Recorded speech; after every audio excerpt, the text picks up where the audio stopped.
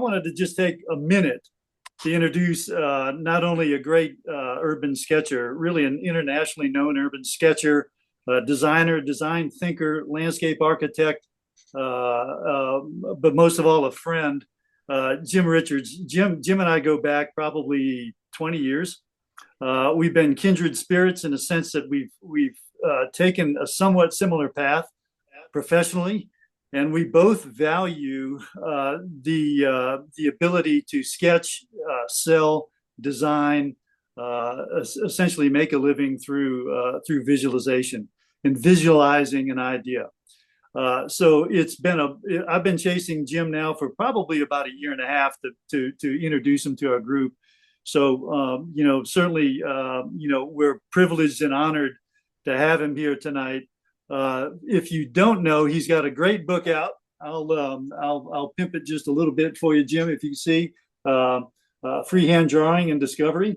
If you have an opportunity to pick that up on Amazon, please do. If you don't already have it, it's a fantastic. Where fine books are sold.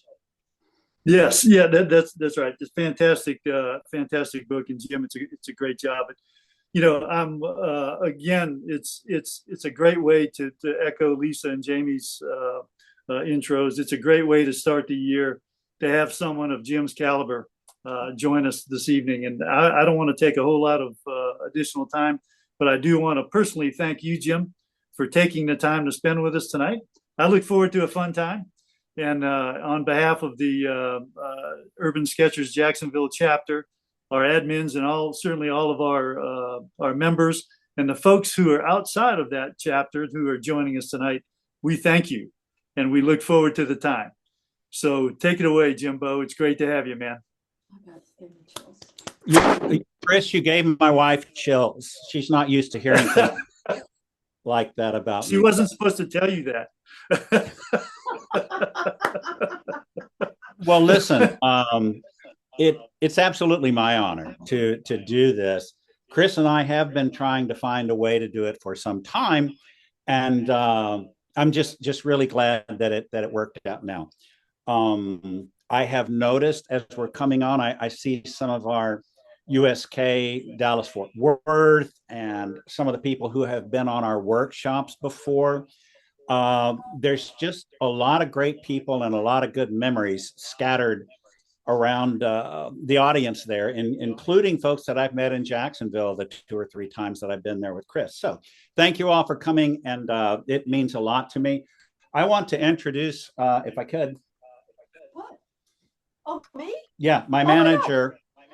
My manager. This is Patty, you guys. I would have dressed had I known I was going to be on camera. I didn't tell her, so she didn't dress. But those of you who have been on my website, you know that Patty's official job title is Grown Up in the Room, which means that I don't have to be. And I can do the things that I do best. She can do what she does best, which is the grown-up things. And my thing is anything that's not grown up. So let's move into this thing. As Chris said, our paths come out of the design world, specifically landscape architecture early on, and then later on, really focusing on urban design, which involved a ton of travel and involved a ton of drawing. And after 40 years of that, it was relatively easy to parlay that into doing workshops for art groups, doing workshops for lots of different universities, and doing workshops for travel companies. And that's kind of where we've found our groove that we're just thoroughly enjoying, and have been doing that for 7 or 8 years now, twice a year in Tuscany and other places as well. So I'm going to show you a couple of the types of things that I've been doing. If I could get my my camera up. There it is. This is the type of sketchbook typically that I am putting together on these trips. And some of you have seen some of this. This is the Morocco one. But just to give you a little bit of idea of the types of things that we do. Patty and I will go in and we'll scout a location several days in advance, set up some locations like this, and sometimes we come back to them and they're not available. There'll be construction or something, and it's fine. We're professionals. We don't panic, but always try to include people, always try to include some, activity along the plazas, and some sort of landmark to tie it all together. This is a desert community in Morocco that, sit down and just whip that thing out, usually standing with the sketchbook. This is a market in Rome that I did while we were actually sitting and having breakfast at a table about 20 feet away. And you can see some of the fun things going on there with the light gray ink for the background buildings, black ink in all the negative spaces, and just a little bit of tones on the people to make that thing come alive. This one. Okay. A lot of what we're doing is in Lucca in Tuscany these days. And this is one of their old gateways, but I'm trying more and more to capture more of this kind of thing. This was a group of nuns near the Leaning Tower of Pisa. And a group of nuns isn't that interesting. It's not a story, right? And we're trying to capture stories. A group of nuns eating ice cream sandwiches is a story. Why are they eating ice cream sandwiches? Did they get permission from the Mother Superior? Will they be punished if they're caught? They're all kind of clustered in a little corner over there. So I just thought this was something that the world needed to see. We'll see what happens with that. I've been lucky enough that some of this stuff has been published in, that's cute, different periodicals and whatnot. This was one for Plein Air magazine called Drawing with a Mission, that's really speaking to traveling around the world doing this stuff and focusing on the conversations, focusing on the human connections that are made. And in my mind, that is way more important than the pretty pictures that may come out of it. It's kind of making the world a smaller place through drawing. And finally, in this issue of Watercolor Artist magazine is, you'll recognize this from the photograph that you downloaded. I first sketched this on the street in Lucca. You walk down this main street, turn around, and there's the kind of hidden view there. And it's the most busy shopping street in Lucca. So you've got lots of people. You've got this tremendous landmark. You've got this narrow little frame of buildings between which you take this whole view in, and lots of signs and lights and those kinds of things. And that's the kind of thing that really gets me excited when I'm walking around in a new city and trying to decide what to draw. Something like this, slam dunk. So Lisa, I believe, asked me if I would start all this with a short lesson on people. So I'm going to do that. Very, very, she's nodding her head. Yeah, let's do this people thing. Patty says I'm doing great on time. Before I do the people, I'm just going to show you very, very quickly the tools that I'm going to be using. Most of my light line work on this is going to be done with this cheap little Uniball eye pen. There we are. Maybe you can make some of that out. It's a Uniball eye micro. And what I love about it is that it's a really black ink. It's waterproof, which is unheard of for pens, throwaway pens about this size. They're about $1.50 each. And it was given to me as a gift by our host for workshops in Vietnam. And I'm a pen snob, right? So she gives me this thing and I smiled and I said, gosh, thank you so much. And I looked at Patty later. I said, why is she giving me this cheap ass pen? What is this about? And when I used it, I knew. I haven't used anything else for fine lines since. It's just such a wonderful workhorse. So we got that. We've got my Sailor Fude nib with the crooked bent nib on it that's very much like a calligraphy pen, so that we can make thick lines, we can make razor thin lines, and we can go and have just a lot of character in those things, as opposed to very consistent fine lines with the Uniball. I am also going to possibly use a couple of colored pencils. I've got a little gel pen, white gel pen here that I love to use. It's also by Uniball. It's a Uniball Signal. And some of these, just a couple of these Tombos that sometimes I will use in the field for sketching. All this adds up to mixed media. If I try to do this as a demo at American Watercolor Society, they would try to throw me out, but I would walk out first so they wouldn't get a chance to. I don't like rules.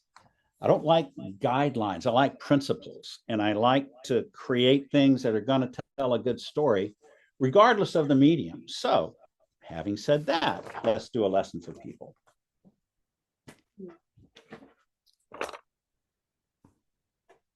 You see that okay? Would you turn up that light a little bit? Yeah. So what we're going to do is take, we're not going to do that. Let's just draw a horizontal line coming across there. That's my new trimmer line. That's a new thing in my repertoire. And what I usually start off drawing these people with is it's an understanding that we're not doing figure drawing. We're not doing portraiture. What we're trying to do is animate an urban space with people.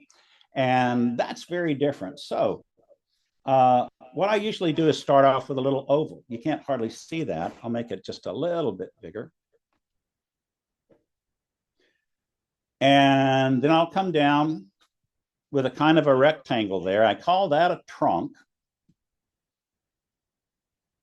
And then I'll come down very quickly with, that's really just 3 lines. We've got 2 legs. They've all got an inside and an outside. Why isn't it 4 lines? Well, because we don't walk like this. We walk very casually, 1 foot. Look how good I am at that. I've never done this before. 1 leg in front of the other, so that we get this kind of informal movement through the space. So we've got those things going for us. I'm going to drop down a couple of arms, and then I'm going to talk about proportion.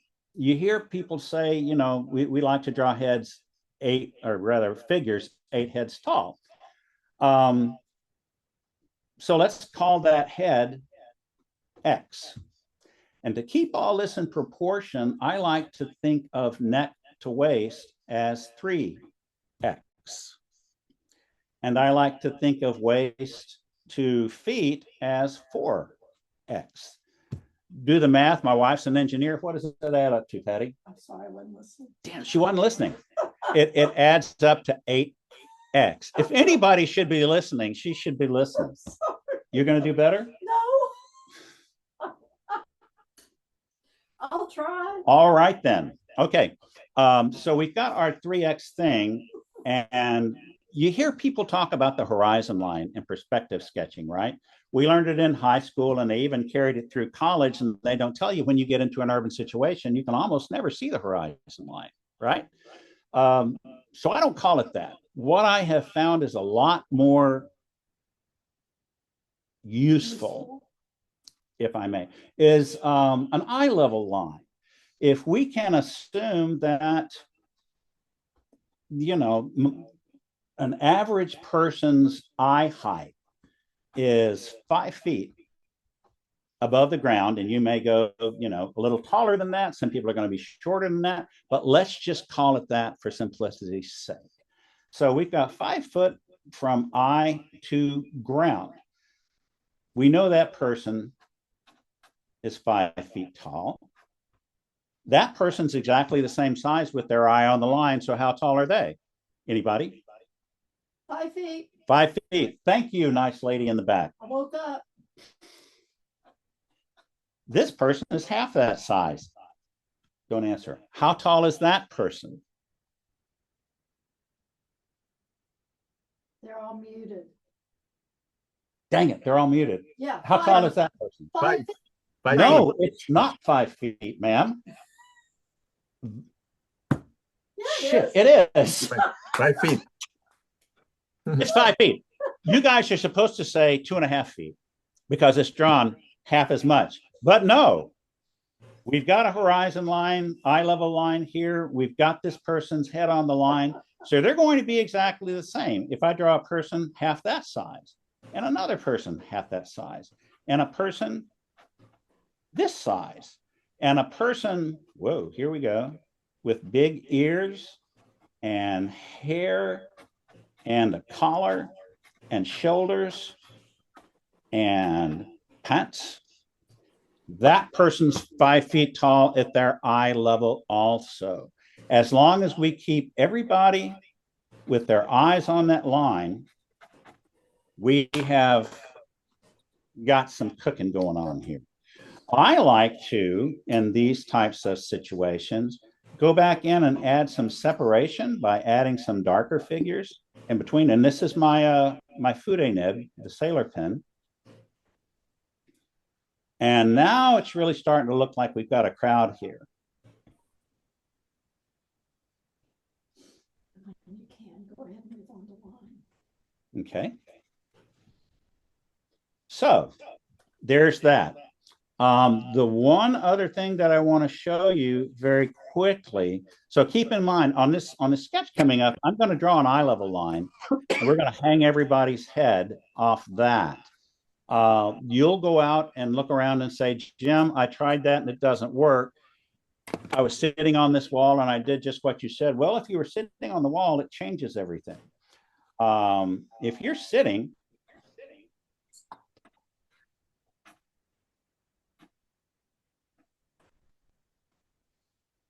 your eye level's no longer way up here at 5 feet. It's down here with all the belly buttons and belt buckles, and you're really at about 3 feet.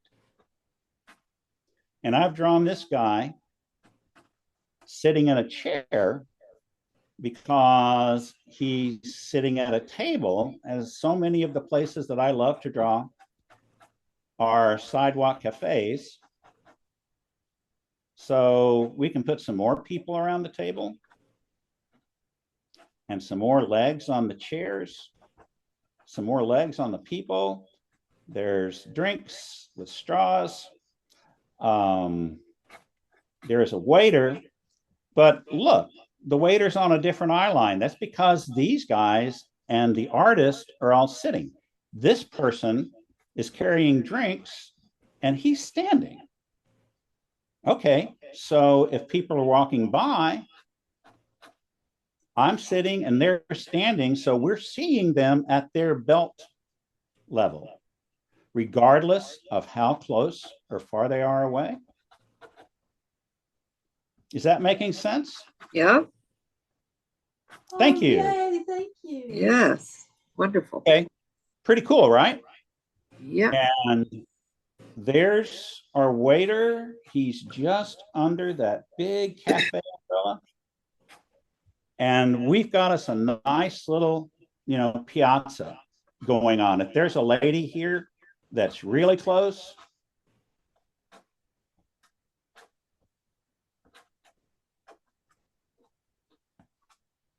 she's very, very short is what's going on here. I got in a hurry. Her waist is supposed to be here. And then she comes down from that point. So that's how we draw people sitting, how we draw people standing, and how we're going to draw them for this exercise. So let's get into it. You see my printout of this scene? I got it. Does everybody have your little deal? Draw along. Yes. Draw along. This is Sketch Along with Uncle Jim. I'm assuming that's a yes. Yes. Yes. You guys are awesome. I love this. Okay, so let's jump in. I had mentioned a eye level line. Now that I've said the horizon line is kind of dumb, that's all I want to say. I keep on. But there we are. There's an eye level line in a part of the city where we can't see the horizon. And what that eye level line is going to tell me is that I can come in and start drawing a couple of people in the scene, and they're going to set the scale. Now, I have got them way down in the drawing because look at what I'm drawing and what I'm going to be. These folks are pretty far down in this thing, and this is kind of fun. This lady's a little shorter. This lady's a little shorter. This guy's tall. But if I draw a line across there, basically, they're all really close to that same eye level line, right? So it's kind of proving out she's really short. That thing that I was showing you. Right, Ruth? She's muted. She's muted. I have a question. Yes. Because this happened when we were in Tuscany a lot. It wasn't only that they were different heights, but everything's rolling hills, and then that kind of messes up the whole, the eye line a little bit. Yeah. If they're on a rolling hill, that's true. In this situation, they're not. If I had known, and I should have known you were going to ask that question, there's different ways of dealing with this. Where have I got that? Let's just say we're looking at a staircase instead of rolling hills, but it's the same kind of situation. If I'm standing down here and my eye level line, this is the artist's eye level line, is there, people walking down below the steps are all going to be kind of like this. If they're going up, they're just kind of rising on the staircase and getting smaller as they go, like so, until they're just kind of little ants up here. And all I'm doing is placing them at different levels and then moving up and getting smaller and smaller and less detail.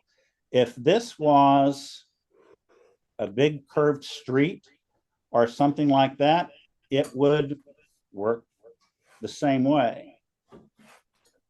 The people down here at your eye level would stay at your eye level, and then people moving up the street would get smaller and less detail as they move up the street. But I need to try to stay on track if I can. So let's get a couple of people in here, different sizes. And then I'm going to go to this thing, and I'm looking at it just like you guys are. And I'm going to draw the edges of the buildings, but I'm also going to be looking at the sky, and sometimes it's easier to draw the shape of the sky.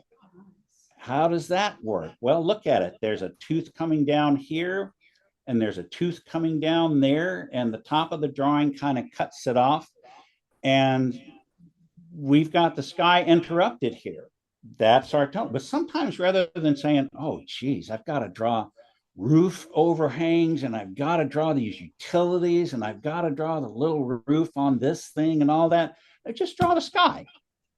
That's a heck of a lot easier. So I'm going to set my thing over here where I can still see it. Hope you've got yours where you can see it. And I'm going to draw the sky. And it's going to come down, something like this. Then I've got some distant buildings that are giving it a kind of toothy edge there. There. I'm going to cut up. got another building there. I'm going to cut up again. I've got a roof line coming back like this, but my tower is coming down about right here, and I've only got a very, very narrow piece right there. So I'm going to say that it's about here. Look how everything's leaning. You know what? There, it's not leaning anymore. Perfect. You're an engineer. Patty says, I'm an engineer. She really is. Now, as you can see from this, I'm standing right about here with my back against the wall, standing and sketching.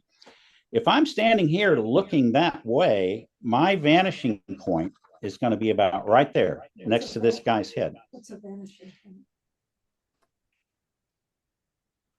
I ain't got time for this. Patty's harassing me over here. She's saying what a vanishing point is. Here we go. See this line on the building? How it's coming down to that point on the eye level line? See how this line is coming down to a point there? See how this line is coming down? See how the bottom here, the sidewalk, is coming down basically to the same point. They're all parallel in space, but they're all coming to the real same point in 3 dimensions. Same with these overhangs, pretty much. So that's a vanishing point. These are all those other things. So now I'm going to switch to a pencil to actually get this, this tower in. Why would I do that? Because it's further back in the scene, right? See how it's a little hazy compared to these other things?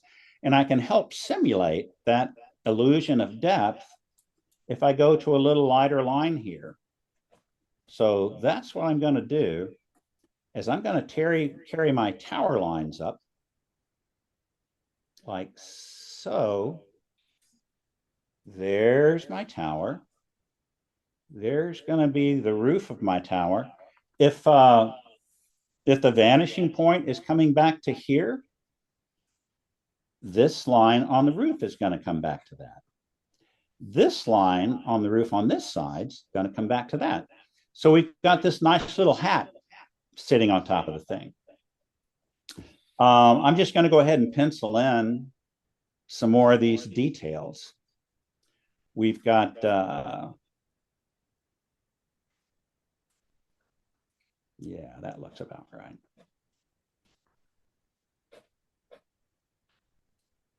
We've got some scallops working here. And I apologize to any architects that are in the office because I do not know the technical architectural terms for a lot of this. So I call them doodads and growies and all kinds of things. But my intent and my heart are pure.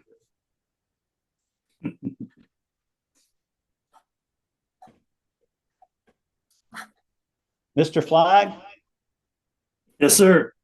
I need for you to be my Ed McMahon on this thing. It's when I say something like that, go. I can do that. Okay, good. Good. I've been a good straight man all my life. Good. Good. Okay. Hi-yo. Oh, that's it. That's it. Now, notice I used the pencil here in the background. I've used my kind of fine straight line every place else, but now I'm going to come in with this fude nib for a foreground, and I am really going to beef it up for these roof overhangs here that look almost black, right? I don't know how we get it on your computer, Mike. No, if you just watch it. Yeah. I'm sorry? A little chatter. If those are speaking, please speak up or mute. And thanks. Now I'm going to turn it a little like this to get a little better angle on this thing. And any of you who have watched me or photographed me sketching in the field, you will find photographs of me out there with my book turned upside down, or sideways or all sorts of things. So when people ask me, can I really turn my book? Is that allowed? Well, shoot. Remember what I said earlier about rules?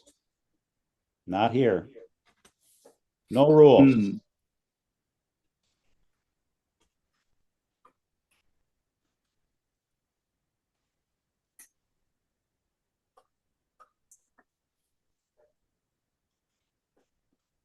And so these are these overhangs that look really and truly almost black on these buildings. And I'm going to just darken the edge of the building as well. Look what a fantastic tool this fude nib is in terms of the quality of the line and how the line on this cold pressed paper kind of breaks up and looks a little sketchy. Just love that. Absolutely love that. Hey, Jim, I will have to add that speaking of fude, we have the fude dude, the fude dude from Toronto joining us tonight as well, Merrick. So Merrick, it's always good to have the fude dude on with us. Merrick, I'm deeply honored, my friend. I'm enjoying the food talk, Jim. Thank you. Good, good. And I appreciate you supporting the work release program of the Florida prison system. I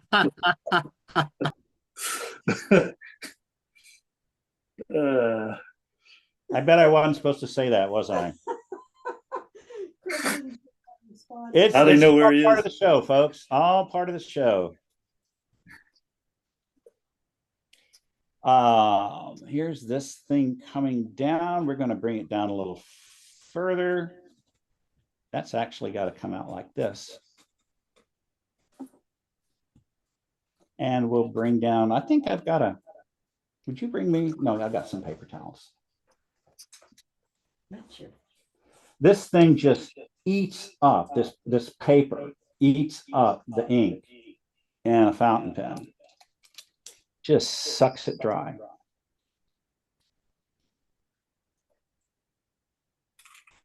Okay. That didn't help. Nothing. There we go. So I've got this dark frame that I showed you here going on, and I'm just going to beef that up just a tad. You remember we talked about the perspective, and here's these floor lines coming down. And so they'll go right back. Let's see. I've got these big arches here, and they're down below the edge of the tower. So I'm going to start them about here. That will give me 3 floors then to put windows in, and those will come back to this vanishing point. Going like that. Going like that. And then when we get down here to the street, it's going to come back like this, right? Because we're, come back really more like that. Let's get more people in here. I've got a guy off to the side. I'm going to put him on a bicycle. Straight leg, bent leg. Give him a cap. He's got arm coming out. He's got handlebar. He's got a wheel. Important on bicycles. We've got another wheel. We've got a seat. We're cutting back. We're doing this. We're doing that. Jim, how did you get so good at bicycles? Well, obviously I'm not. This is a work in progress. But I love bicycles. They're just a lot of fun in a drawing like this.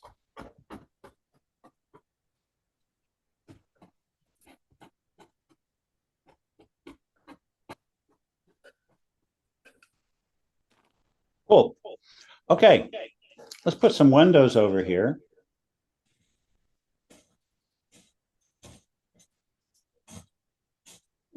It's time to start your watercolor. Well, that ain't gonna happen. Saying. Okay.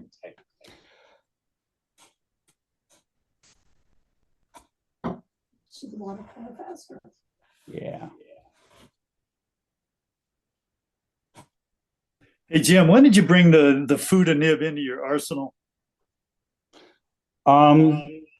2011 in Lisbon, and that was the second urban sketching symposium, international symposium.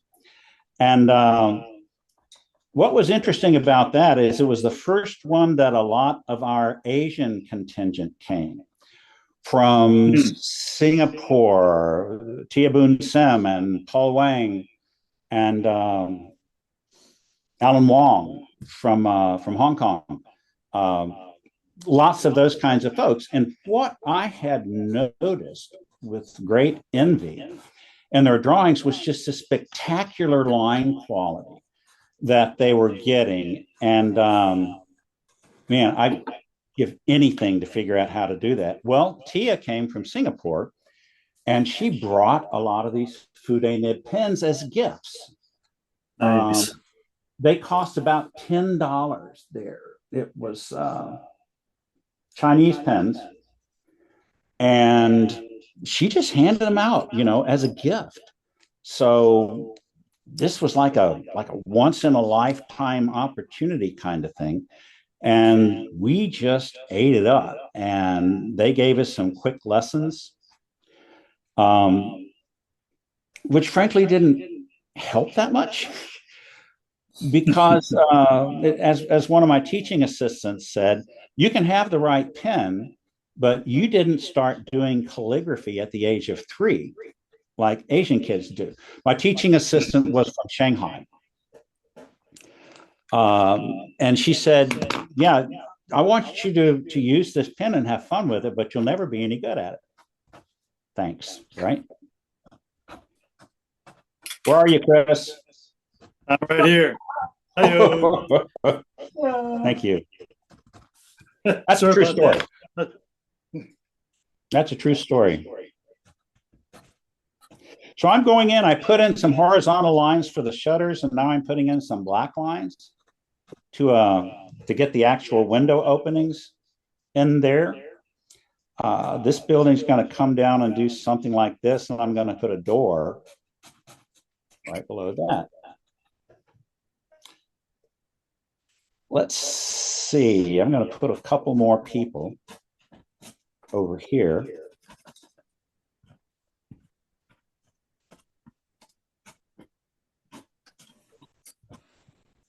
Like so. Darken some of these in. All still on that eye level line.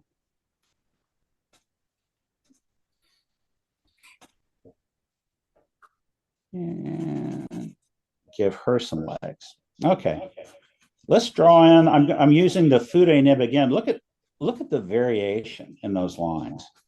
And I'm just kind of doing continuous line here because I want to show the character of some of this stonework along the edge and just carry it right on up. This is a great, great tool for doing that kind of thing.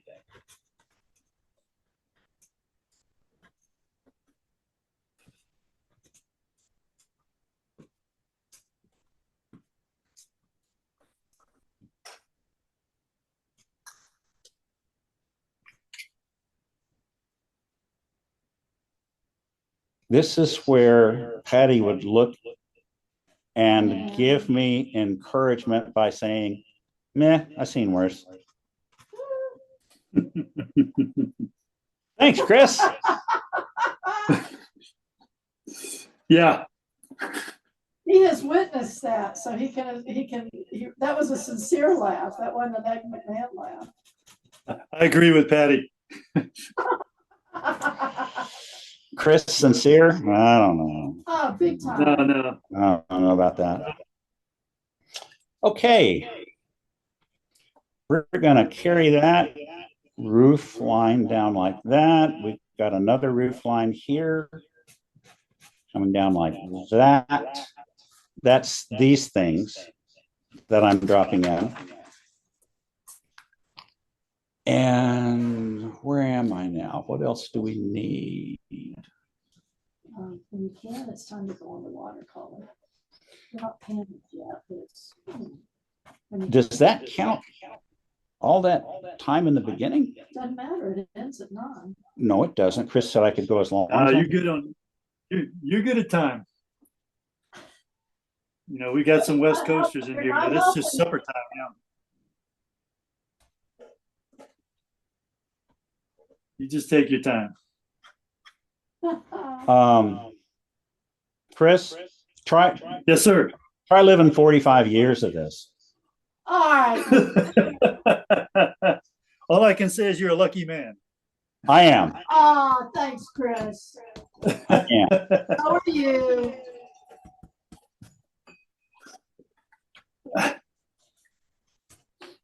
Okay. I think it's time to do something different.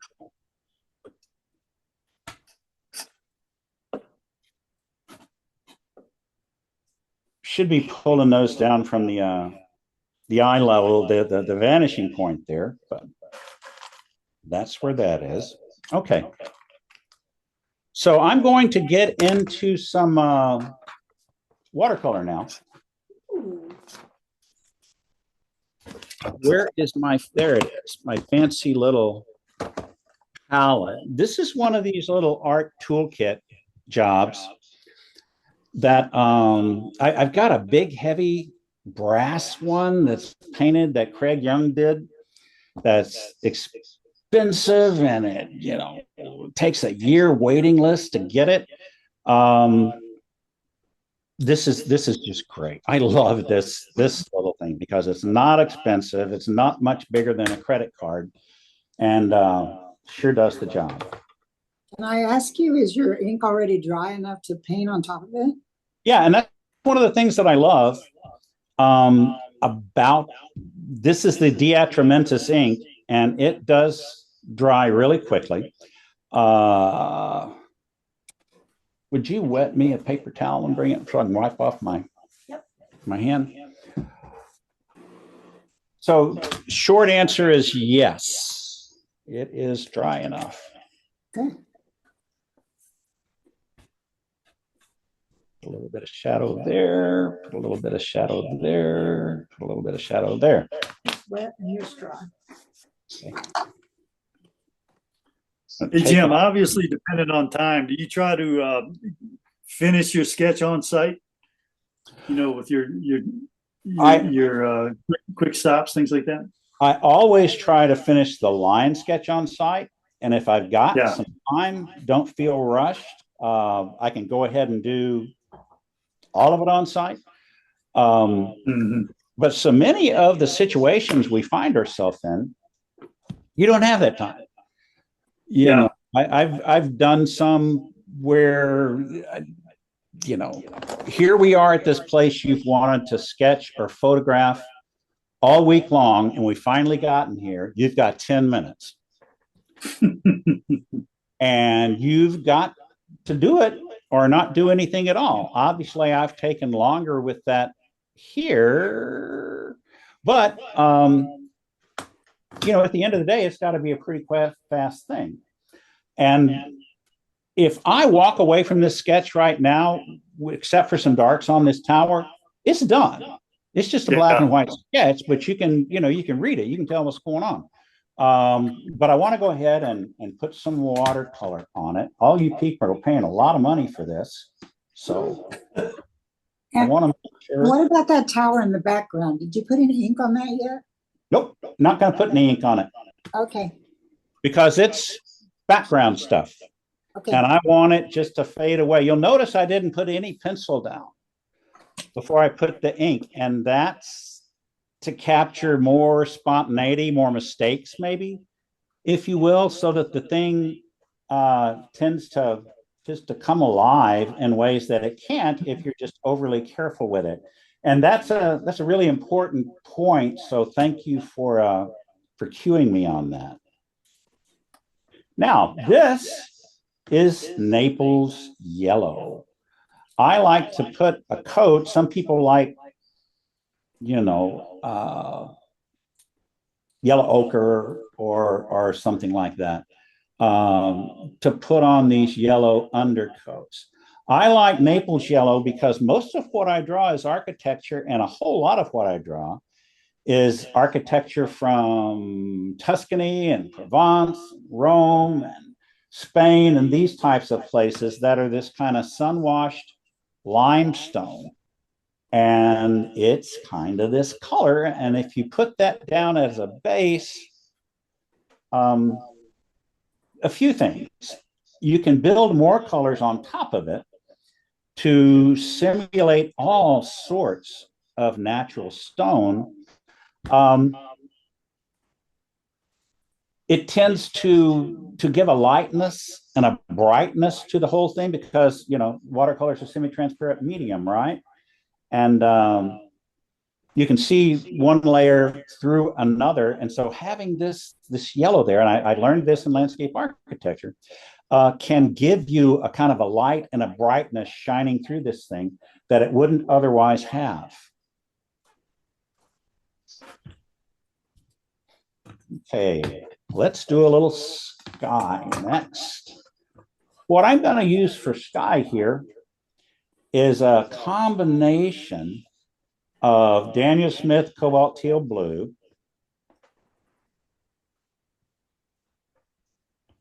just because I like it peeking out now and then, and some cobalt. And just start dropping it in here.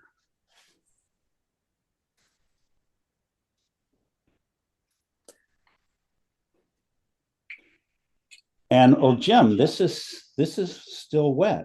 What are you going to do? It's going to ruin everything. Well, I hope that it kind of blends. I hope that we get some of that spontaneous action where things kind of bleed. That sounded cool. Bleed. One into the other.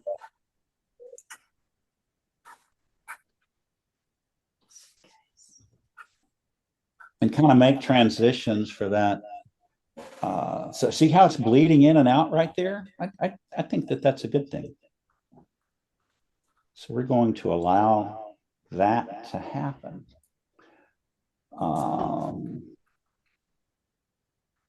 I'm going to mix up now some alizarin crimson and Prussian blue.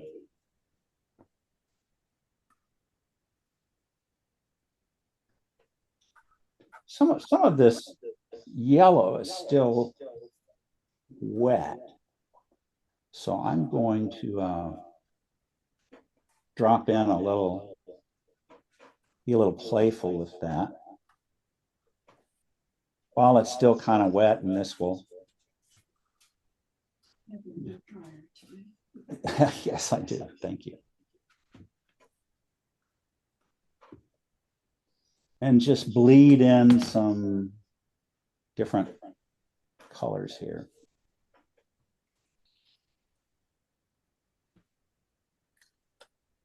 Little ultramarine. That's actually quite nice, isn't it?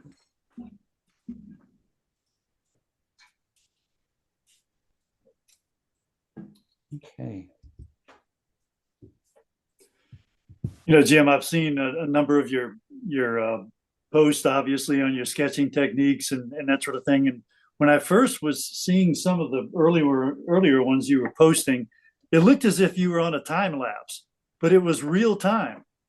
Yeah. So you were sketching so quickly. So I love the fact that, you can get so much down so quick with so much energy. And I know you talk about that. I know you write about it, the energy of place. You know what? Yes, sir. Yeah, go ahead. No. You're good. I discovered a long time ago that it's almost impossible for me to capture a very energetic line slowly. I really need to, to have this flicking and this long arm movements and whatnot going on, or it's just not going to, it's just kind of lay there kind of flat. And in my workshops, and nobody here may ever sign up for my workshops after this, but one of the things I have people do is sit down to a fairly complicated scene and kind of take their take on it. How am I going to do this? Whatnot? Is everybody ready? Yeah. Okay. You've got 7 minutes. Yeah. What has happened with my camera here? There we go. And let people just, take their best shot at it. And they get so angry, don't they, Ruth? People just, you have got to be friggin' kidding me. And we get through it, and to my eye, the drawings look really nice.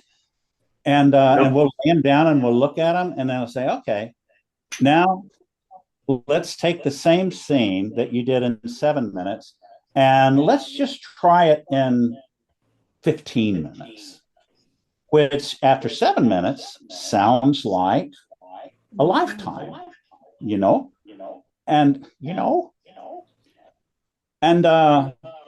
at the end, we put the 15-minute ones next to the 7-minute ones, and the 7-minute ones almost always, to my eye, look better because you're moving at such a speed that you have to leave careful behind. You've really got to you fall back on your intuition at that point. And that's when you're really cooking.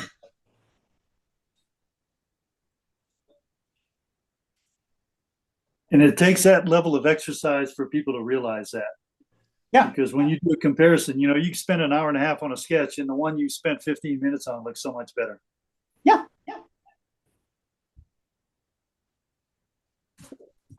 You don't realize how ridiculous you sound in these things till you're hearing your own voice back. And I've got enough feedback where I can hear that. Let's see what else we've got going on here. Okay. If I were on site, I would take this now and go set it out in the sun and have a glass of wine. We've got the wine. Let it dry in the sun. Don't have the sun, so I'm going to hit it with a hair dryer.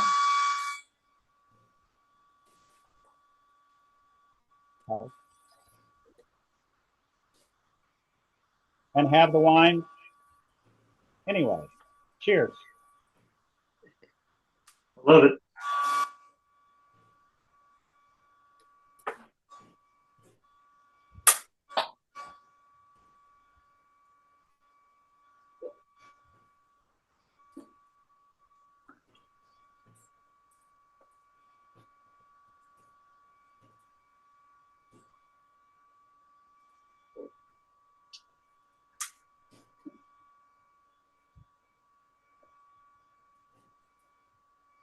So there's a little town. Can you hear me? Yes. We got you. There's a little town up north, and there's a doctor in the small town, only doctor in the town, and his practice is kind of stressful. He's got to deliver babies, and he's got to take out a pen. He's got to do everything. And the doctor does, and it's kind of stressful. There you go. And could I have my paper towels and all that stuff that I blew off? Thank you. I need you to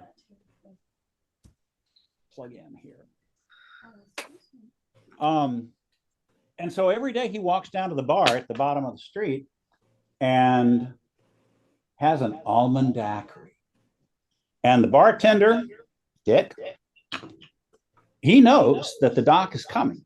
And the doc has come down every afternoon for 35 years, and he's always wanted his almond daiquiri. So Dick has it ready for him. He always got it sitting out on the bar. And one day he looks out the window and he sees Doc coming. And he starts to make it. He goes, oh, gosh, I don't have any almonds. What am I going to do? And he looks around and wait a minute, he's got some hickory nuts. So he mixes the same thing up. He says he'll never know the difference. And he sets it down on the bar.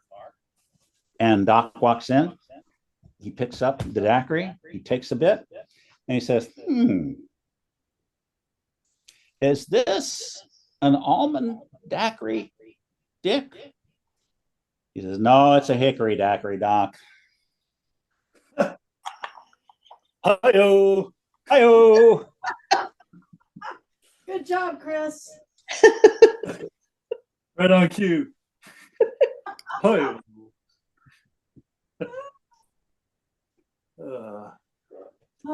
He does that every side. Oh, gosh. How hot was it? How hot was it? All right. Now, this is something that I only started using the last couple of years because my buddy Ian Finley said to give him a try. And I mentioned this, it's these Tombow gray brush pens, but you want to use those last because they're not water soluble. So I'm going to use some right up here at the top. They are water soluble. Oh, they are water soluble. That's what I said. Yeah.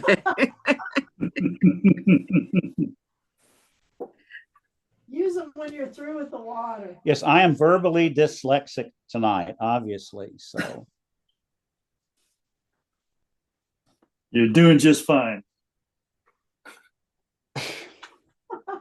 I bet Chris isn't going to pay me after I was all going to say, this. you know you're in bad shape when he says that. I know. This is God. It must really be bad. What was I going to do? I don't know. I'll do this. You talked about the Tombow, but I wasn't sure. Yeah. Oh, I know. I was going to.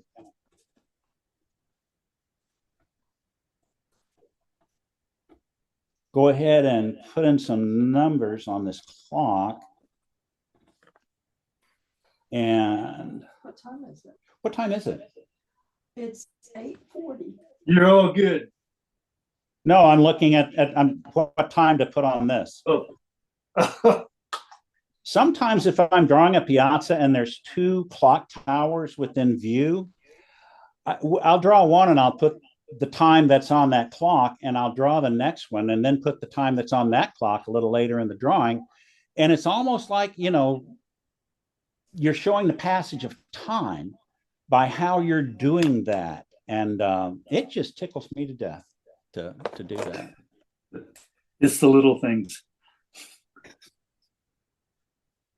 It's always Fritz time, right? Yes. So I'm coming in with this lighter Tombow and putting in some of the details of the tower. As I mentioned, there's some scallops here. There's some shadow lines there. There's actually a roof right here over that. And there's a bell here. And this is starting to look like something.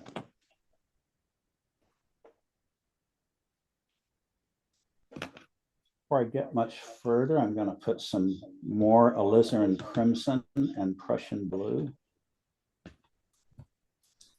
And I'm going to go ahead and shade this backside of these buildings. The side that's not looking at the sun. Just like so. We'll put a nice shadow here. We'll bring one down like this.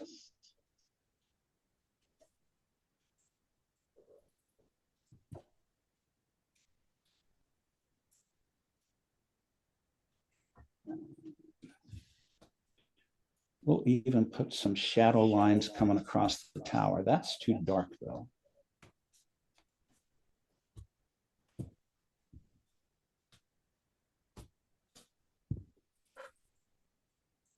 Okay, I think that's starting to work.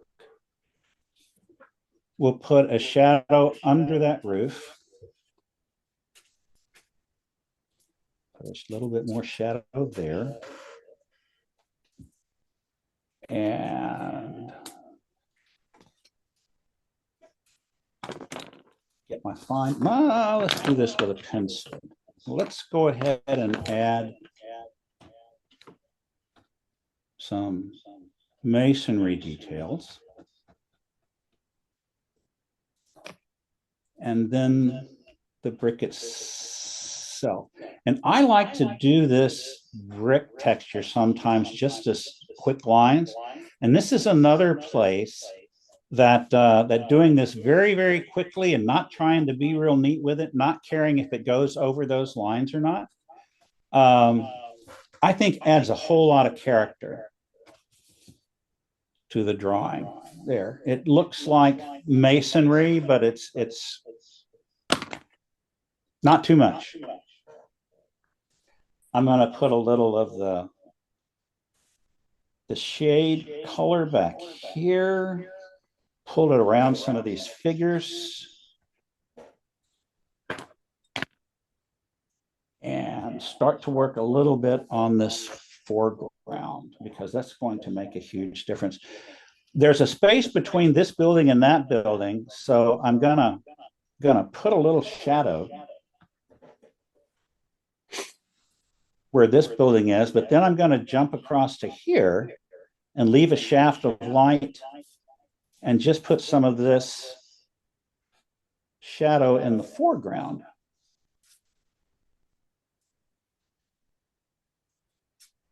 That's pretty cool.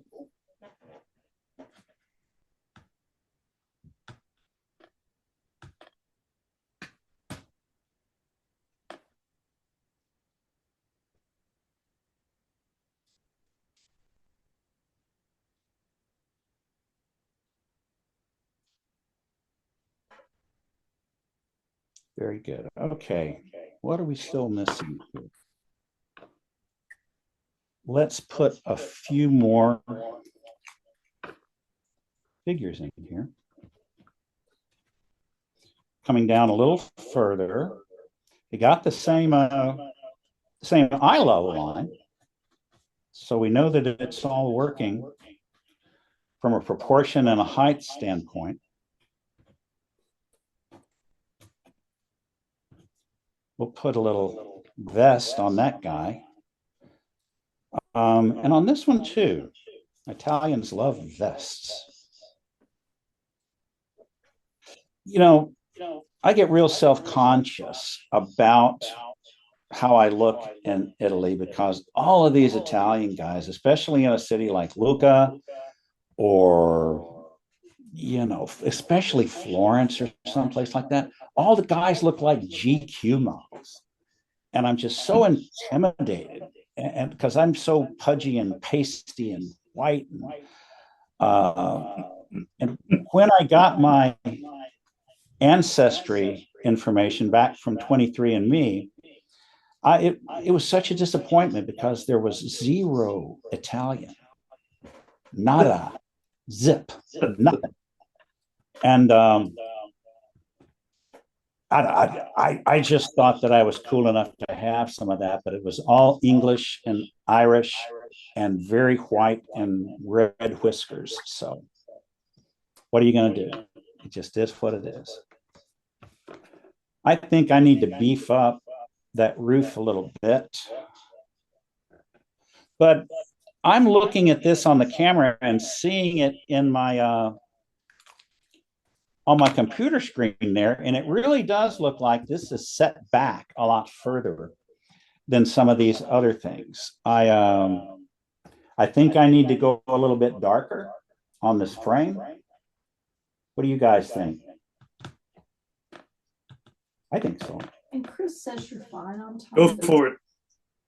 This is when you would by schedule do the show and tell. Okay. I think I've got them in the palm of my hand, Patty. I'm not worried. You always do. We're all just trying to keep up with you. Ah, Concentrating really hard. that's the dazzle them with bullshit part, right? It's boy, that really is dark. I may have overdone it there.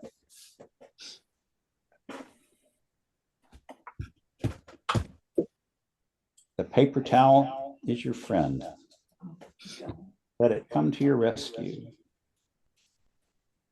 Okay, now I'm going to do something that I started doing a year or so ago. Patty, somewhere. Oh, I've got it. It's right over here. My magazine pieces. Amy? Nah, I got it. Thank you. A little red on that roof.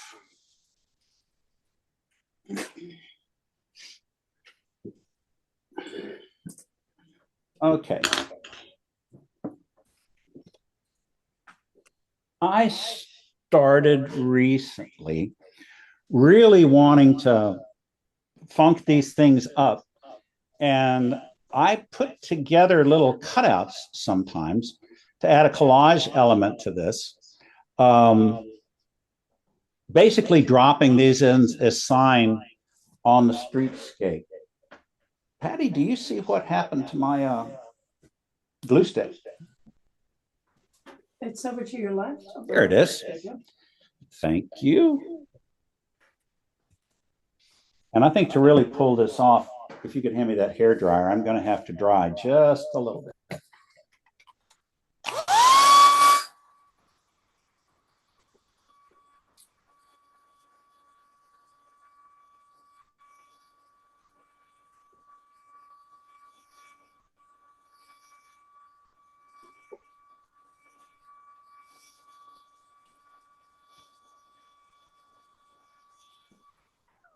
I think that's close enough. Let's see. I want to use this one. I want to use this one. I want to use that. I want to use that. And this is a glue stick. And I really insist that my students bring these to workshops because I like to find little, what our friend James Turner calls found objects. And maybe they're a bus token. Maybe they are a business card from the restaurant you're in. Maybe they're this or that. Lately, I've started cutting things, and it's especially good if you can get them from local businesses or magazines, is cutting things out of magazines and using those as like signs in the streetscape or something. We'll just drop that one in. What's this one? And I'm just hitting them with this glue stick and popping them right in where they'll fit. Come on.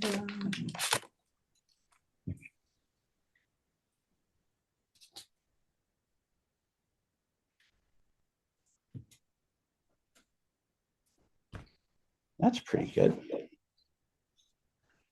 I'm going to put just a white one where I want the address of this building.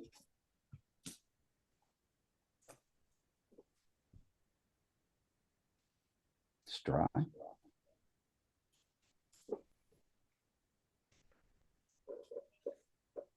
And what else do I have here?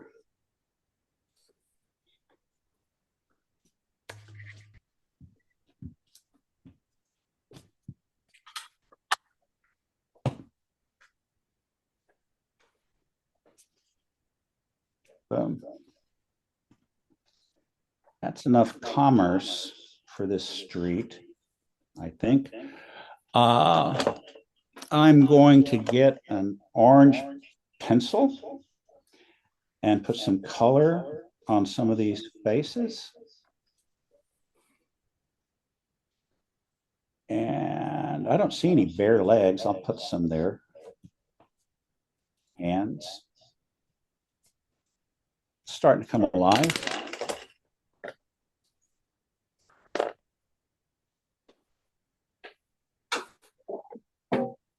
Oh, I keep looking like something's missing, and I never did my shutters over here. Mm. Mm. And it's 10 minutes before. Chris says it's not a problem, but it's 10 minutes before. Before what? Okay, before adjournment. Okay. All right, you're doing good, man. You're such a good friend, Chris.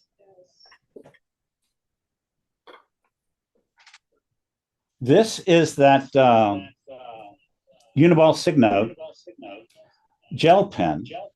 And there's this guy named Trey Bryant that moves around the country drawing cities and whatnot, was in New Orleans for a long time. And I had been looking for the perfect white pen for a long time.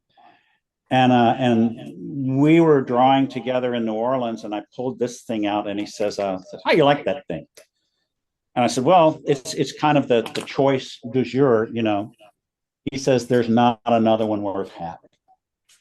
And I just adore this guy's work. So when he gave me that validation, it really meant a lot to me. You want to talk about Houston? About Paul Heaston? Oh, that damn Paul Heaston. How many of y'all know who Paul Heaston is? Oh, yeah. Paul Easton. We love Paul Easton. Paul is one of my dear friends and sometime roommate when we were teaching up at Madeline Island. And one time we decided, it's a very bad idea, but we decided to do it anyway, to give evening lectures to folks. And I called it Talking Art After Dark. And I give the first one. And of course, none of the others could live up to it, but they tried. You can. I say that kind of stuff all the time. And Paul got up and he was talking about, this is a couple of days later, and he's talking about his techniques for doing this and this, and he's showing drawings and said, here I did this and here I did this. And at one point he talks about leaving this white, and he says, I don't ever use gel pens on something like this. I think that that's just really a cop-out. I think that people who do it are just lazy. And I jumped up from the first row and I said, Heaston, you're throwing me out of the bus. And he says, I'm calling you out, Richards. I'm calling you out. And of course, the audience just went crazy over this. And I don't know. We've been close ever since because we can insult each other without. We were close before. Yes, he's also my impromptu singing harmony partner sometimes. And he's writing the forward to your book. And he's writing the forward to my new book. He's already written it. He has. Oh, nice. Hey, tell us a little bit about that, Jim, if you can. You know, funny you should bring that up, Chris. Well, that's what I'm paid to do. I have been working on this thing, you could really say 20 years, because it's based on travels to 50 countries. And I'm taking these colored pencils and just dropping in some sparkle in here occasionally. To 20 countries and the sketchbooks that came out of that. But as I was mentioning earlier, more importantly, it's really about the stories and the human connections made along the way. And it's everything from armed soldiers, you know, coming up when I'm drawing in Santo Domingo and wanting to know what I'm doing, and then turning the whole situation around because they're so intrigued by the drawing and they've got stories they can tell me about that, to getting busted by customs in the Havana airport and hauled into the interrogation room because they thought I was stealing Cuban art. In fact, it was my drawings. I just had an exhibition at Ernest Hemingway's house. Patty had packed it all up. We're ready to get it on the plane and go back home. And here I am in the green room with the little bare light bulb and the very, very unhappy customs agents. And when I finally convinced them that what was in my crate was art, the lead agent says, "How do I know you're not stealing this art from my country?" And Patty was outside. She was not getting her chops busted. They saved that for me. And I was there in case you got in jail. you were there. She was staying out of jail so that she could get me out of jail. That's right. And I said, "Bring me one of the sketchbooks." So she handed the sketchbook to one of the guards and brought it in. And when I opened that, the vibe completely changed. They were pointing to the drawings and saying, "Oh God, look, my uncle used to work at this tavern. My brother has a car just like this car." And it turned into this big love fest. And they went through every sketchbook drawing, wanting to see, what the next one was. And at one point, the agent who had been the maddest came over and speaks in Spanish, and I had to get a translator. But she said, "The next time you come to my office, no, next time you come to this country, come to my office first, because I want to see more of your art." Oh, Wow. Now, folks, that is sketching and art transcending language, transcending boundaries and borders, transcending even political ideologies to really make a common connection. And that's the real kind of theme of this book. Is it is a universal language. It is building bridges, and that's why more people should do it as often as they can. So it's going to come out in the fall. Yeah. Chris, at the National ASLA conference. Oh, wow. nice. Yes, we're having a release party at Napoleon House. Well, we hope. We hope is what we're shooting for, and it ought to be a great time. And if you can get to New Orleans, we'll see you there. What else do I need, guys? I think I'm done. Very nice. Yeah, it's awesome. Wonderful work. I'm sorry, what? What about questions or show and tell or any of that stuff? Well, they didn't pay me enough to do questions. They did. Yes, they did. They did. Okay, yeah, I am wide open for any questions. If some of you would like to show us your work, or if you have questions or challenges, I'd love to hear about that too. You turn off that overhead now.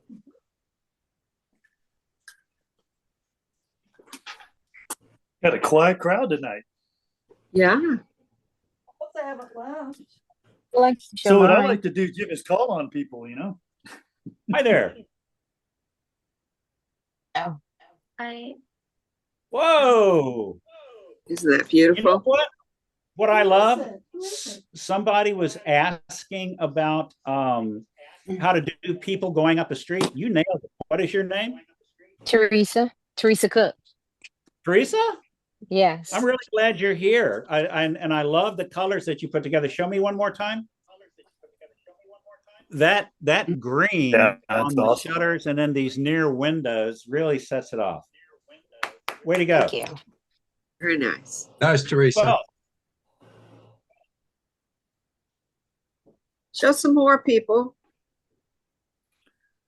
I got one. Can you all see it? It's oh my goodness. Yeah. I forgot to use waterproof ink. Obviously, I used Oh, that's awesome. a lamy Beautiful. by mistake, and so everything got blurred. Well, you know what though? Well, that's beautiful. That's If you right. hadn't told me that, I wouldn't have known it. Yeah. It's just got a really kind of soulful quality to it. It doesn't look too precise, and that's a good thing. I think the looser you can make it, and if water soluble ink on the drawing helps with that. I got a buddy in Buenos Aires that he does that all the time. He uses water soluble ink, puts water on it because he loves those effects, and then draws on top of it. What was the paper that you used as the base? What's it? Well, this is fluid 140 pound. If can you show my my camera again? Just 1 second, please. I'm going there. There. There we are.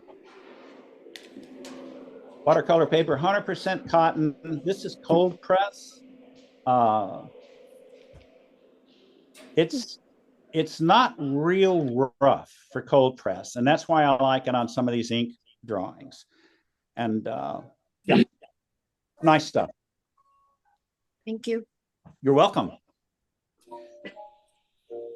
But I see Dwayne Blossom. Hi, Dwayne. Hi, Jim. Hey, awesome. Awesome work. Dwayne, buddy. Man, good to see you, young man. Hey, good to see you too, Chris. We're buried. Oh. I saw that Hi, Pam. Mike and Pam. Oh, hi. Hi, doctor. Mike has to show you what he did. I did a 5 minute. Oh, hold it back a little bit. Nice. No, I love that. Nice. It's almost like yeah, Megatron. Hey, You know what I mean? Too many Negronis. I'm sorry? Too many Negronis. Ah, these two have been with us on a Misa workshop, on a Tuscany workshop. They're coming back for another Tuscany workshop, and came down and sketched with me in Siesta Key too. So Awesome. we've got some real superstars of the sketching world with us tonight. You are so generous, Jim. I saw Beverly Boren, who's insanely talented. Who else did I see out there? Danielle Withrow's here. I saw Leanne Nicely. What? Who else is going to show us a drawing? Yes, Walter Bond. Hi, everybody. Okay. Where's Walter? Oh, that's great. I love it. Is that Walter? Yes, it is. Oh my Hey, Walter, God. good to see you, buddy. Hey, Dr. Flagg, how you doing? I'm good, man. Good to see you. Been a long time. Nice job. Nice job. Real nice. Walter and I communicated online for years. Yeah, I took your first class about 4 or 5 years ago when I was still living in Dubai, and Yes. and so just been following on Facebook and LinkedIn, of course, and if, when I grow up, I worked with Dr. Flagg here, and so he and I would hold biweekly urban sketching sessions at Haskell in one of our conference rooms in our charrette room. So yeah. So we grow up. I'm trying to be as good as you and Chris. So, well, you will always be there. There'll never be anyone as good a Dr. Bone as you. And that's what we're shooting for. I tell people when they come to our workshops that my goal isn't for you to draw like me or like Chris or like Paul Heaston or like anybody else. My goal is to try to get permission for you to draw like you. And over 10 days or so, we can help figure out what that is. Yeah.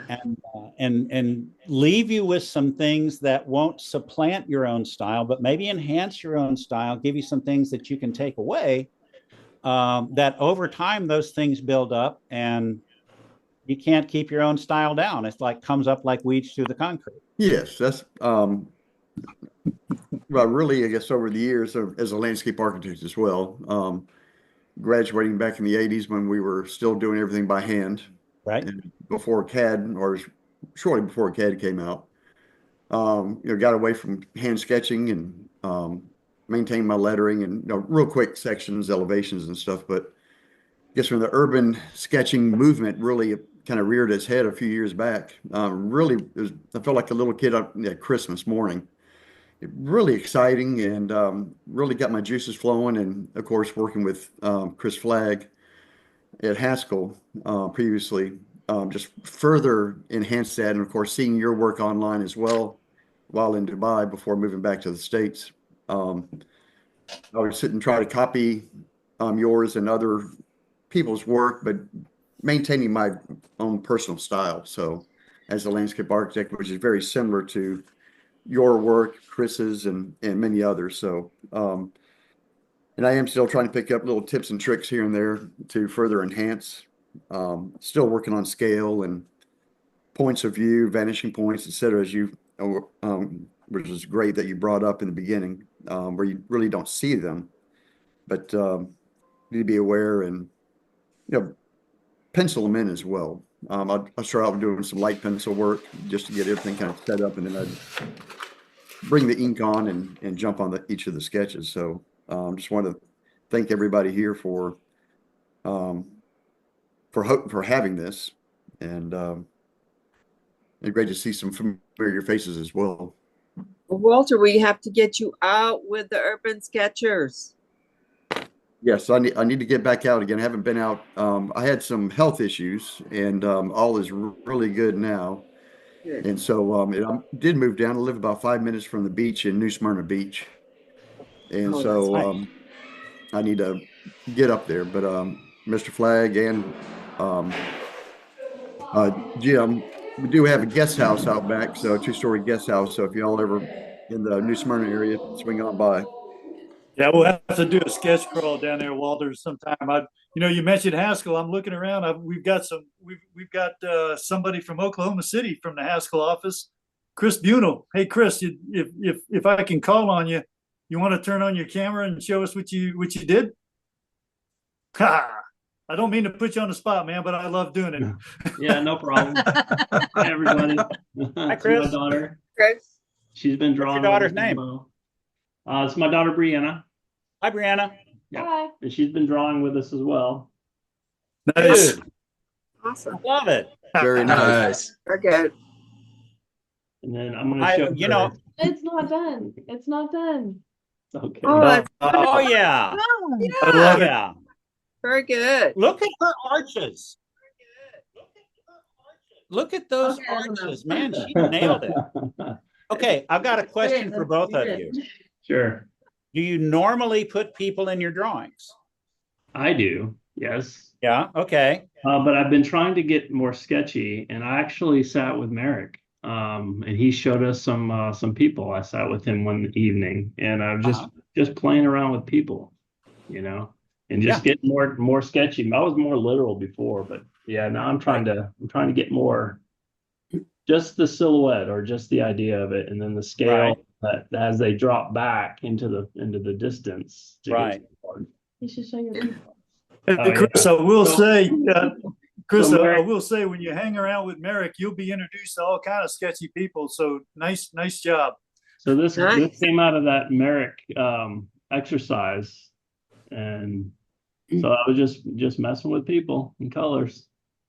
So thank you, Merrick. Nice. I like that, Chris and Brianna. Yeah, there was a cat. There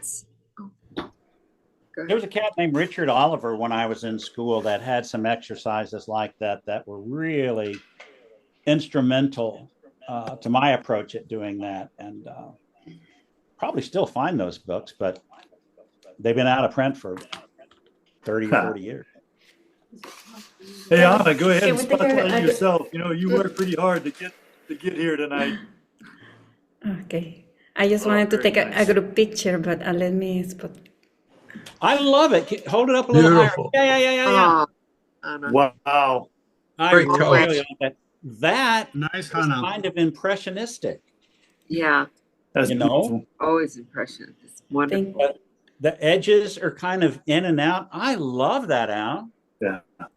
Her work is outstanding. Thank you. Can we take a group picture? I have 2 screens, so I would like everyone if they can show your sketch. Okay. Yes, All right. yes. Everybody hold their sketches up. Let me take. Okay. First, the first screen. 1, 2, 3. And now let me go with the second screen.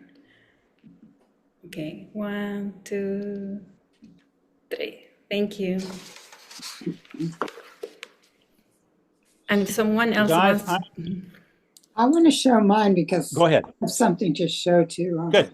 to James. This is the one we did tonight. Yeah. Nice. Yeah. Nice. I'm going to show you a couple more. Okay.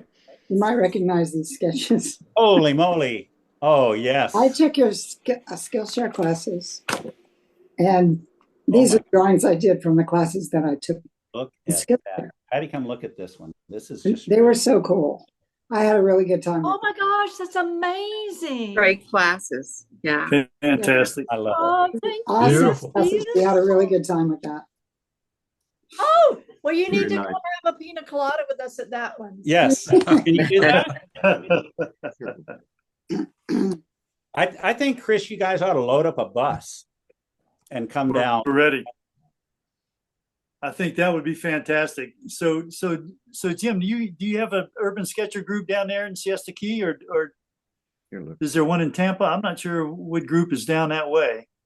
Well, it's But you know it's really interesting. There's not an official Urban Sketchers chapter here. There's a small group of plein air artists that call themselves Urban Sketchers Sarasota, but they don't want anything to do with the organization itself. Yeah, they just want to draw. They only meet on Friday mornings. So unless you're wealthy or Retired. unemployed, it's really hard to do that. So, I'm hoping to figure out something else. We had a sketch walk in association with the community radio station here a couple of weeks ago, and we had a wonderful turnout from that. A lot of people said, when are we going to do it again? So I think that there's some momentum that we could get something going. And I will drop in now and then and sketch with Tampa, sketch with Orlando.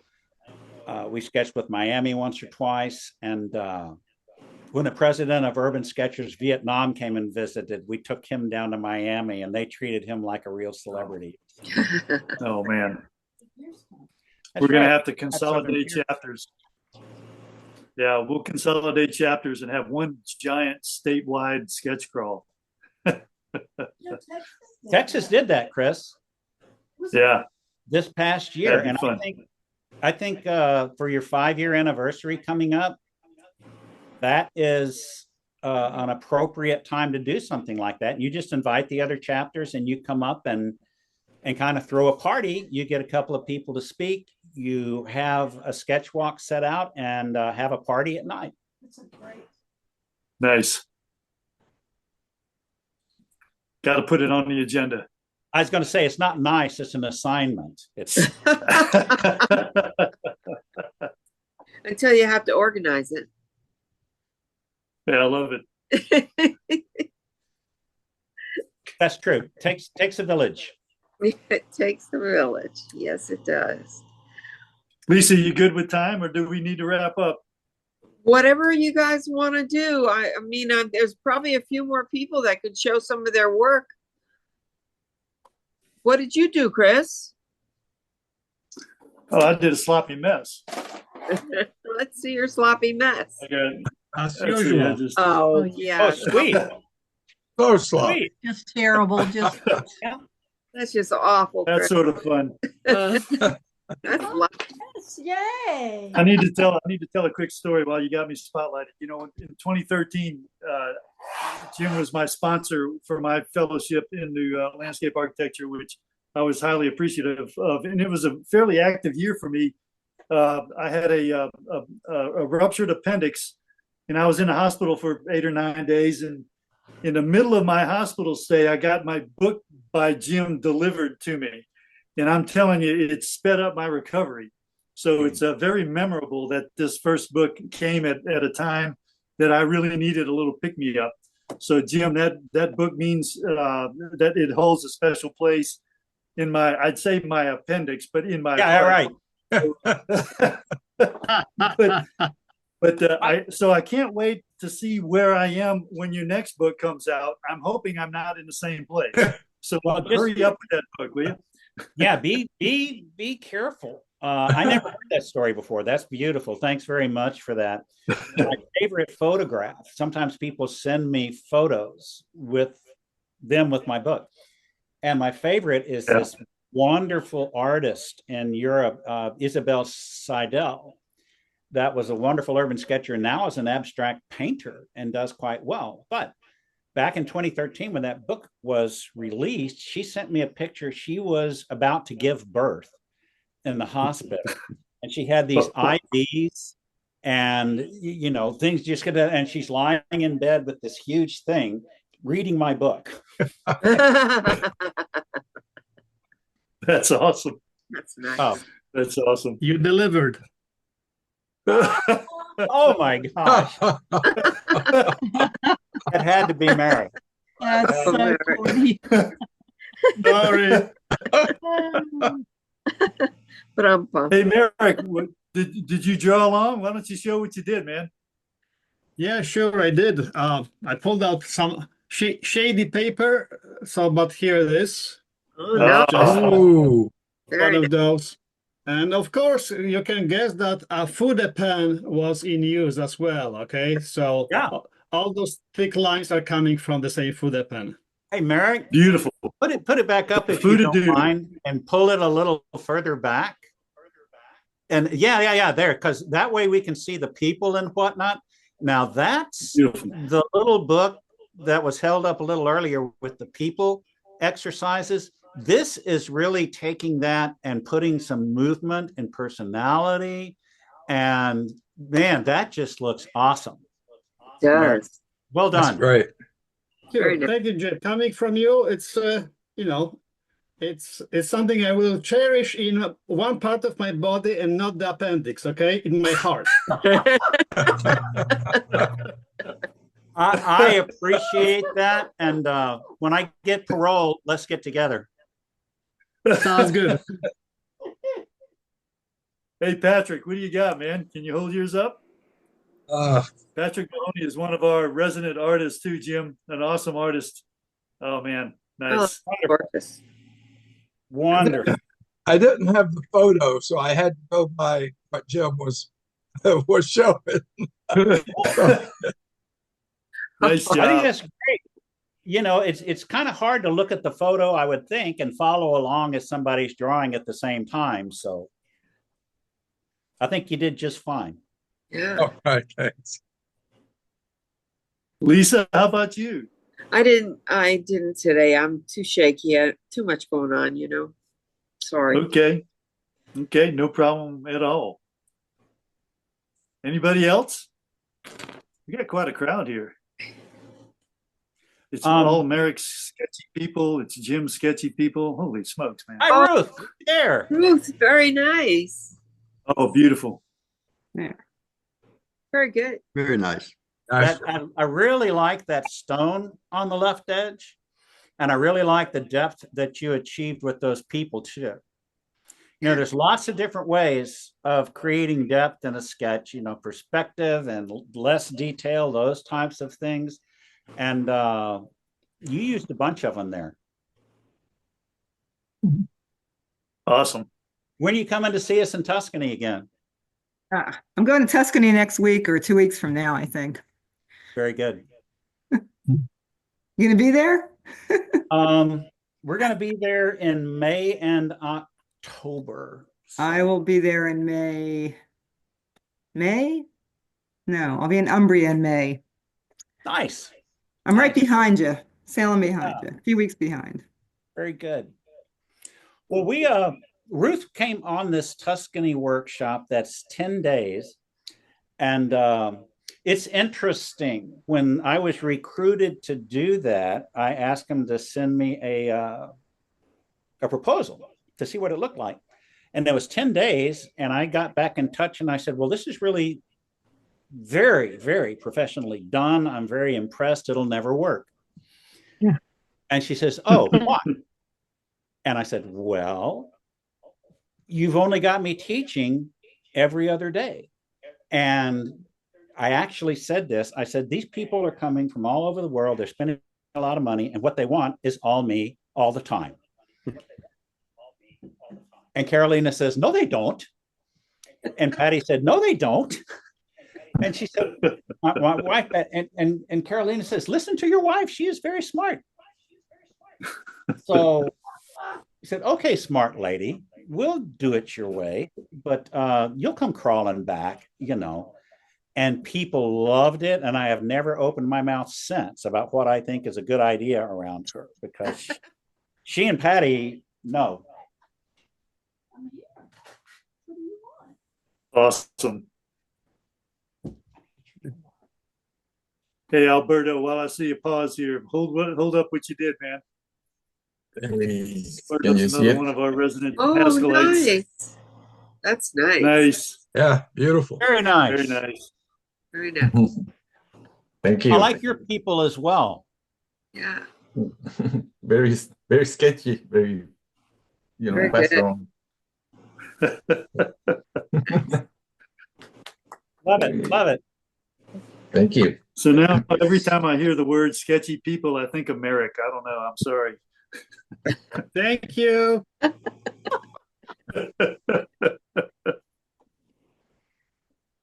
Who else wants to show their wares? Want me to call on you? Phyllis? I like your beard, by the way. Who dat? I don't know who said that. Oh, I'm not sure either.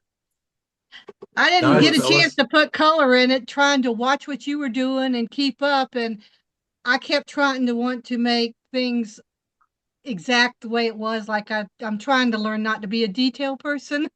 Right. And it's hard because I like the way you didn't catch everything exact, but you got the feeling really well. So I'm learning.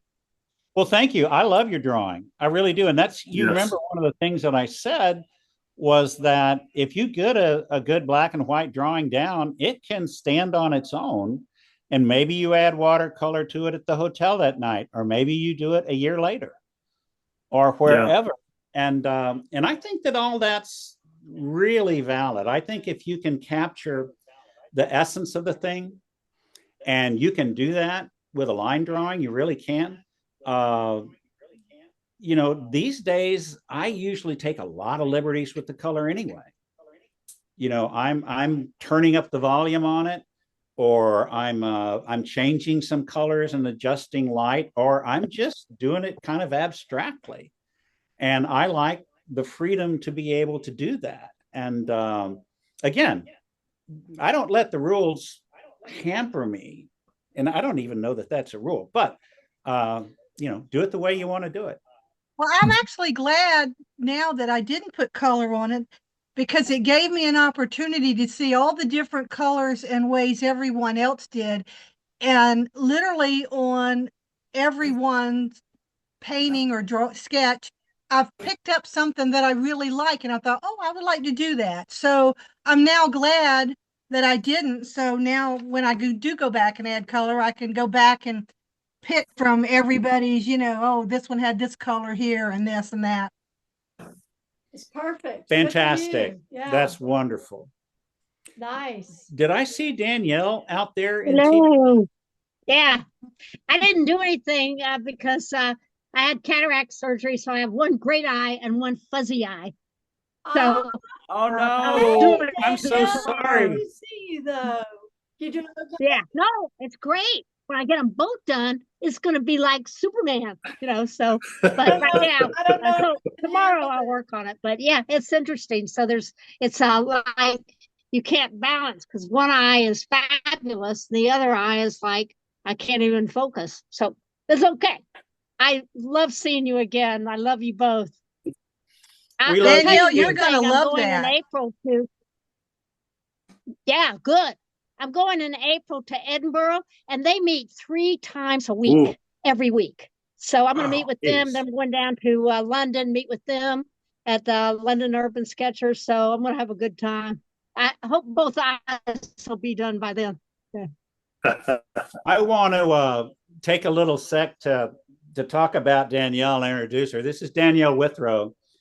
She is far and away the best traveled person that I know.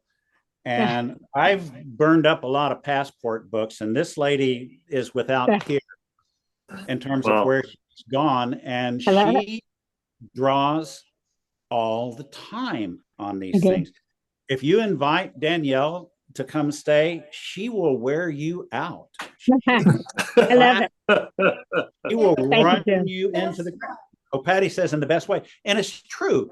And this woman has built her own van to travel the country with. And I told her this, so I know it won't hurt her feelings. It looks like something that the professor on Gilligan's Island would have put together. Yeah. All these gadgets Nice. and gadgets and ways to do things in this beautiful, beautiful kind of analog, low-tech manner.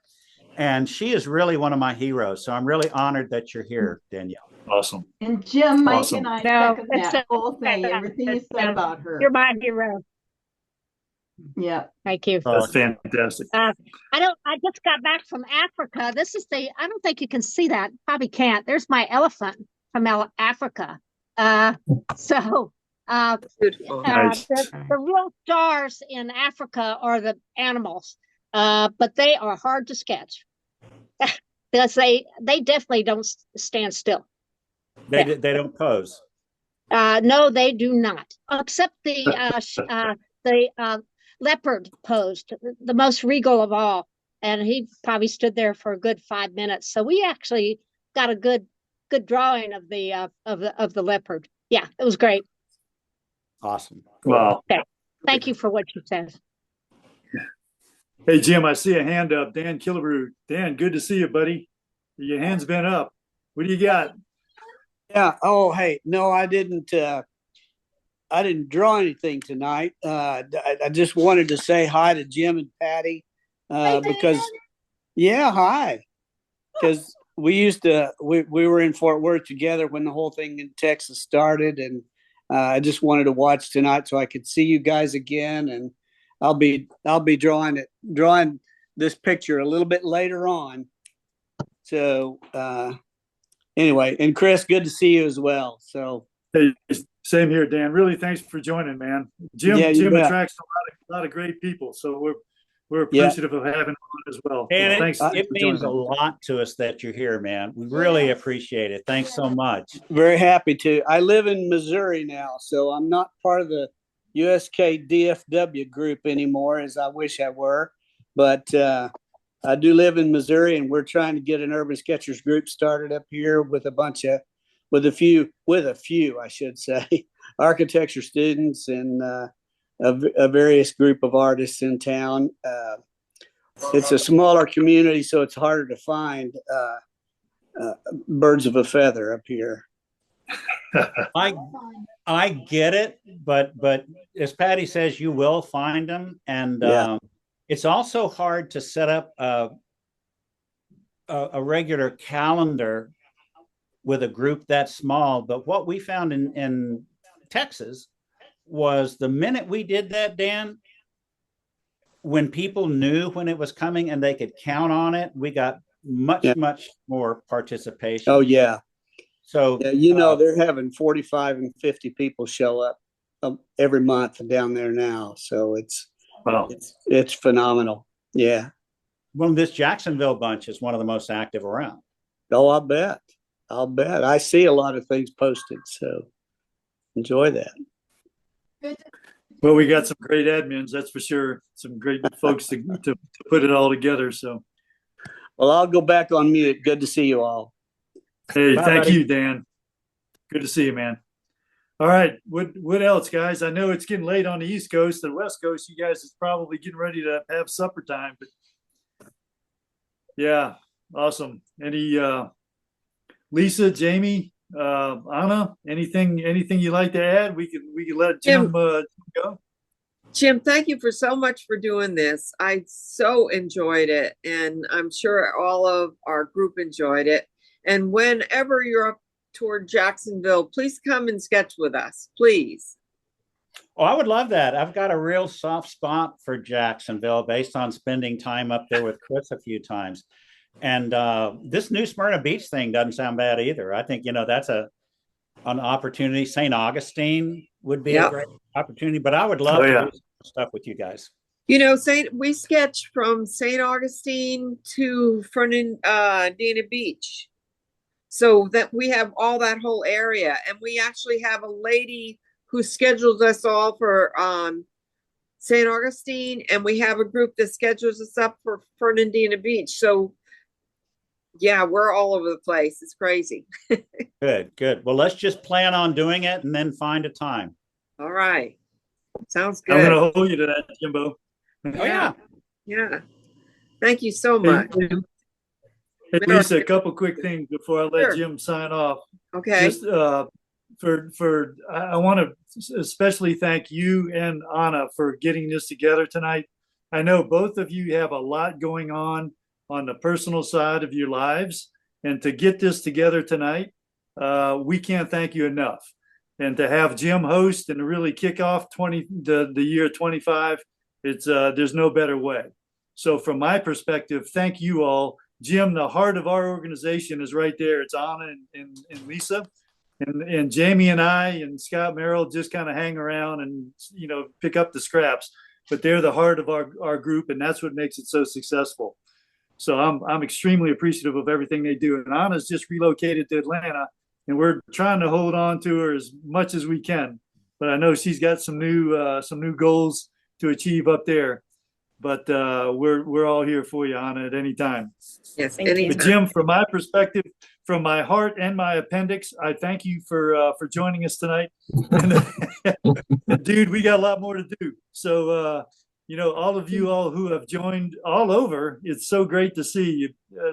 Some great artists, great faces, great characters, and some sketchy people. Man, we thank you from USK Jacks, and feel free to join anytime. Jimbo, we love you, buddy, and we'll be in touch. Love you sure. guys. Thank you so much. This was great. Thank you. Happy New Year, everybody. Thank you. Very fun. Bye. Thank you so Bye. much. Bye. Thank you you very much.